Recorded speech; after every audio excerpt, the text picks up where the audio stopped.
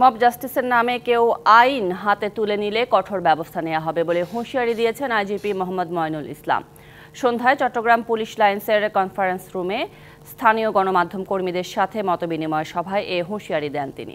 পুলিশের সবকটি ইউনিট কাজ শুরু করেছে জানিয়ে আইজিপি বলেন, মানুষের সেবা করা থেকে বিচ্যুত হবে না পুলিশ। বলেন, আসন্ন শারদীয় দুর্গোৎসবে কোনো বিশৃঙ্খলা হলে কঠোর আইনি ব্যবস্থা নেওয়া হবে। তিনি আরও বলেন, পার্বত্য এলাকায় সাম্প্রদায়িক সম্প্রীতি বিনষ্টে ক্ষুদ্র নৃগোষ্ঠীর কিছু লোক জড়িত, তাদের চিহ্নিত করতে কাজ করছে পুলিশ।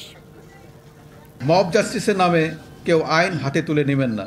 তাহলে ওই যার প্রতি আপনি মব জাস্টিসের নামে অন্যায় করলেন, অবিচার করলেন, যে অপরাধটা করলেন, সেই অপরাধে কিন্তু আপনাকে ছাড় দেওয়ার কোনো সুযোগ নাই। ইতিমধ্যে সকল ইউনিট কার্যকরী হয়েছে, সকল ইউনিটে অপারেশন কার্যক্রম শুরু হয়েছে। মানুষকে প্রত্যক্ষভাবে সেবা করার জায়গা থেকে আমরা বিচ্যুত হব না। আইনি কাঠামোর মধ্যে আমরা যে কোনো সাম্প্রদায়িক সম্প্রীতি বিনষ্টকারী ঘটনা, যে কোনো অপতৎপরতা রুখে দিতে চাই।